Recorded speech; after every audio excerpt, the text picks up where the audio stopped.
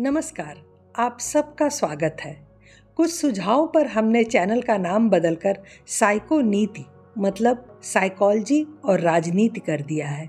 उम्मीद है ये चैनल और इसके वीडियो आपको पहले से भी ज़्यादा पसंद आएंगे।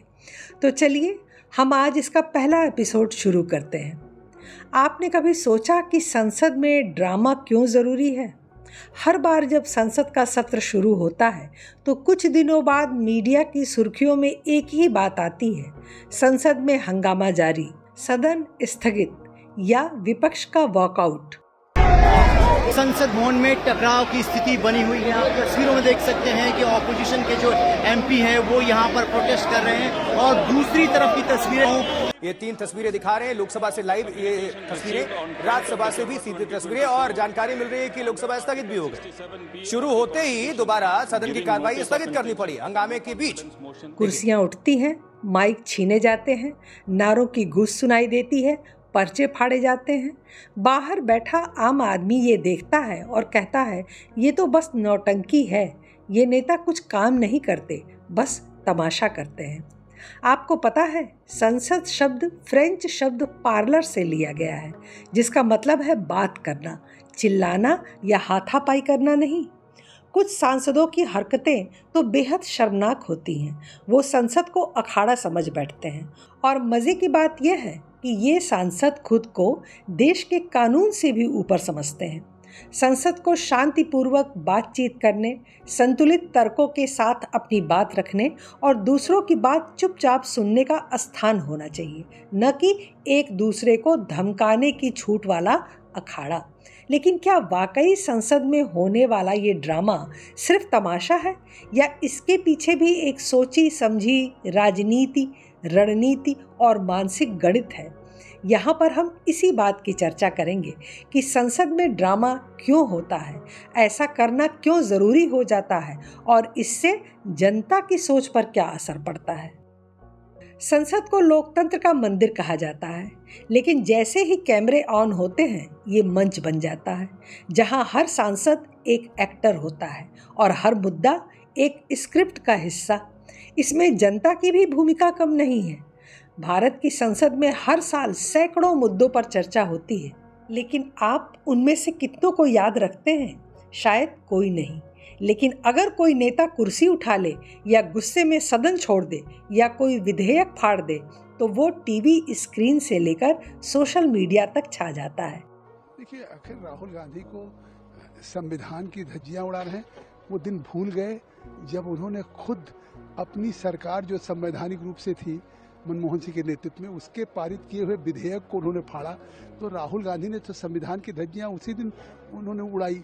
और जिस तरह से राहुल गांधी ने एक फैसले नहीं, आपने देखा होगा तमाम ऐसे फैसले हुए कि चाहे कांग्रेस पार्टी का हो, अंबेडकर साहब के चुनाव को हराने की बात हो, अंबेडकर साहब को त्यागपत्र देना पड़ा क्योंकि जिस तरह से जवाहरलाल नेहरू उनका विरोध करते थे।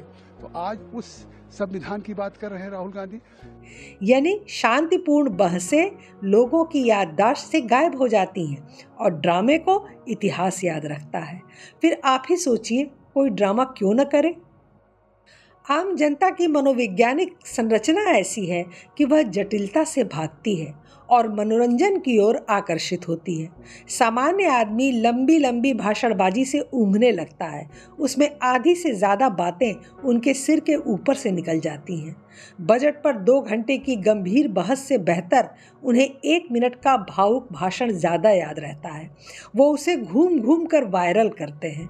इसीलिए नेता अब मुद्दों को तथ्यों से नहीं, अभिनय और एक्सप्रेशन से पेश करते हैं। चीखते हैं, रोते हैं, गुस्से में माइक पटकते हैं।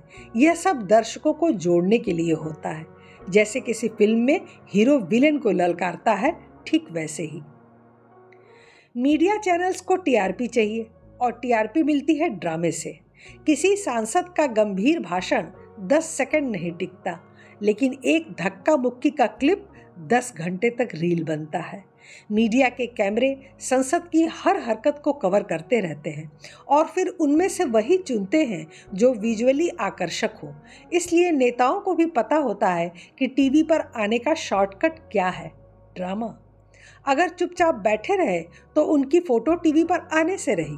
फिर मीडिया को उस गलत आचरण पर बहस करने और 2-4 एपिसोड में टीआरपी बटोरने का मुद्दा भी मिल जाता है, जिसमें फिर एक बार सब दलों के नेता लाइव धक्का मुक्की करते हैं, फिर और टीआरपी बढ़ती है।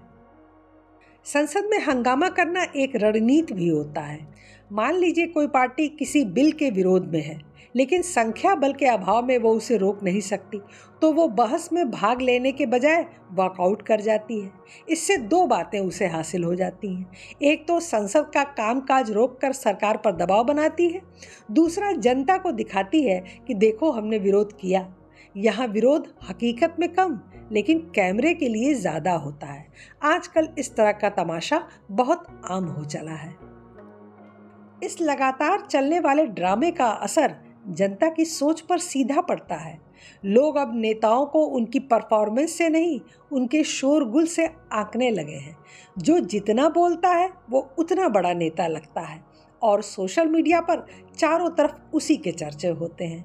ये एक गंभीर संकट है, क्योंकि इससे असल काम करने वाले नेता पीछे छूट जाते हैं और भाषणवीर आगे आ जाते हैं। चर्चा में बने रहने के लिए ऐसे नेता जानबूझकर संसद में तमाशा करते हैं।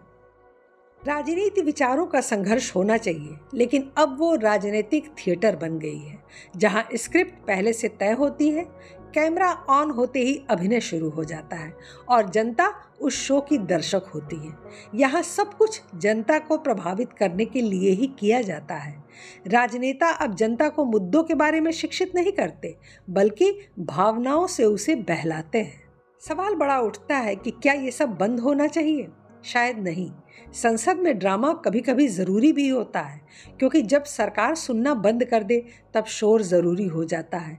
जब बहस को दबा दिया जाए तब विरोध ज़रूरी हो जाता है। लेकिन हर बहस ड्रामे में बदल दी जाए, जब सही बहस और देश हित के मुद्दों पर तमाशा खड़ा किया जाए, सदन का बहिष्कार और हंगामा किया जाए, तब ये लोकतंत्र के लिए खतरनाक हो जाता है। इसका समाधान क्या है? समाधान जनता के पास है। अगर आप मुद्दों में दिलचस्पी लेंगे तो नेता ड्रामे के बजाय काम करेंगे। अगर आप आंकड़े समझेंगे तो नेता भावनाओं से आपको नहीं बहला सकेंगे। ड्रामा तभी रुकेगा जब सोच शुरू होगी। इन अनियंत्रित सांसदों को नियंत्रित करने के और भी उपाय हैं। पूरे सत्र के लिए उनका वेतन और सभी भत्ते काट लिए जाएं। पूरे सत्र के लिए उन्हें संसद में प्रवेश करने से रोक दिया जाए। संबंधित पक्ष को चेतावनी जारी करें। संबंधित वर्ष के लिए MPLAD फंड में कटौती की जाए। इससे वे अपने मतदाताओं के प्रति भी जवाबदेह बनेंगे। उन्हें यह बताना पड़ेगा कि उन्हें MP फंड क्यों नहीं मिल पाया। मतदाताओं को यह तय करने दें कि उनका प्रतिनिधि दोबारा चुने जाने के योग्य है या नहीं। सदन के अध्यक्ष चेयरपर्सन को न केवल दबंगों को हटवाना चाहिए, बल्कि स्थानीय पुलिस थाने में उनके खिलाफ FIR भी दर्ज करानी चाहिए।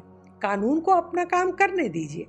एक बात और, यह सभी जनप्रतिनिधियों पर लागू होना चाहिए, चाहे वे किसी भी पार्टी से जुड़े हों। सत्ताधारी पार्टी के लिए एक नियम और विपक्ष के लिए दूसरा नियम नहीं हो सकता, और ऐसे नियमों का कड़ाई से पालन किया जाना चाहिए।